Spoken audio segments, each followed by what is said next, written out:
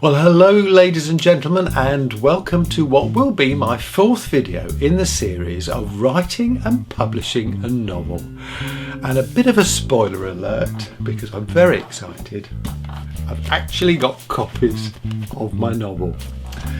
Now then, what I want to do is tell you what's happened since my last video on this, which was made 7 months ago. And if you missed all of those videos, I will put a link to the playlist in the description and up there. But here's a quick recap. I've written a novel. It's my second novel, and I'm going to try and see if I can get it published. And it seems the best way of approaching this to start off with is to send it to literary agents. Well, I've set up a spreadsheet and listed all the agents that I've sent this novel to. I've got 21 agents on my list, so now this is just going to be a bit of a waiting game. So, as I explain in those videos, I selected 21 agents. I did some research on the details they wanted in the submission, and I submitted my book to them. Now then, what's happened in the 7 months? I did say I'd give them about 12 weeks, but it's been 7 months. Anyway, I had 7 very nice rejection emails.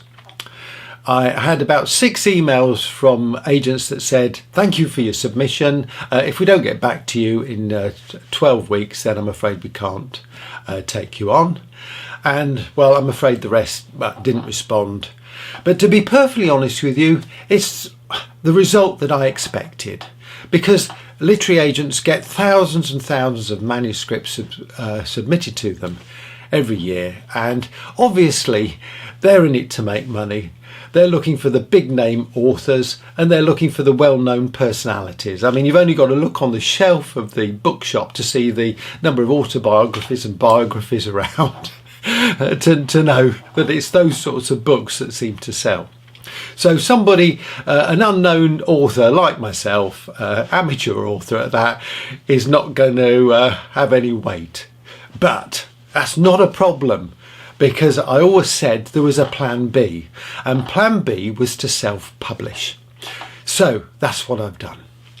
I've actually self-published through Amazon. Now, there are various ways of doing this, and again, I covered this in my earlier series, so please go back and have a look.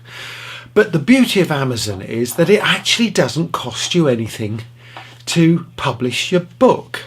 Now, if you are banking on selling thousands and thousands of copies, I suggest that Amazon is probably not the right platform for you, because they're going to take a bigger cut than you would get if you did a huge bulk printing run and then and sold them all. But I'm not ever going to sell masses and masses of books.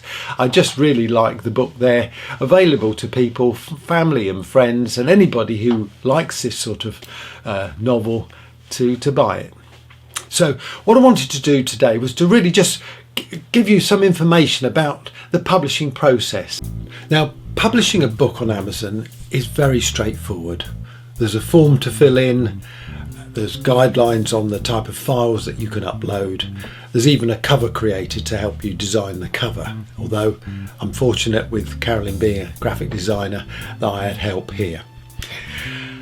And there are plenty of videos out there which tell you how to do that process. So what I'm going to do is put a link in the description below to some of those videos. What I want to do is sort of tell you my experience in getting the book ready to put onto Amazon. Obviously, you don't want any errors in your book if you can help it, and that's quite difficult if you're the author and you're the editor. Now, the way I approached this is I sat down in front of the screen. I went through every page, reading it out loud, and made the corrections as I went. And I found that reading it out loud helped me spot those errors that sometimes you just skip over when you're sort of reading in your head there. It took me about 3 weeks to do that. I had to do it in small chunks because you do get tired and you do miss things. So I did that. Once I'd done that, I uploaded it to Amazon, and as a manuscript, and they will then let you get a proof copy, which I got. And it's great to have a proof copy, not only just to check the content but also to check the cover graphics, because the printed version of a graphic design on computer always is going to look different to the way it looks on the computer. So that was really useful. But that also meant that I could go through the book again, and I did, page by page, sitting down, reading it out loud, marking the errors with a pencil, and then going back to the computer just to make those changes. So I got it as good as I can possibly do. Now, I make no apology, this video is a bit of a marketing video, so thank you for bearing with me. But at the end here, I would just like to encourage you to wander along to Amazon to get yourself a copy of this gripping new novel, a mystery with a twist at the end. And well, it's been great fun writing it. I hope you enjoy reading it, and please share it with your friends.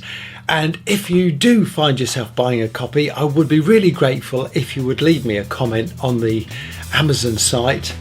And I'm happy with criticism as well as positive comments, because you learn from all of these things. Anyway, thank you very much for watching this video and this series. I hope it's inspired you to get that pen and paper out and to start writing your own novel. Because yes, there are loads of novels out there, but you know what? That's no excuse. If you've got a good story, get it down on paper and get it published. Anyway, thank you for watching. Please comment. I enjoy reading your comments and I always reply. And please hit subscribe if you haven't done so. I'll be back making guitars soon. Anyway, in the meantime, cheers.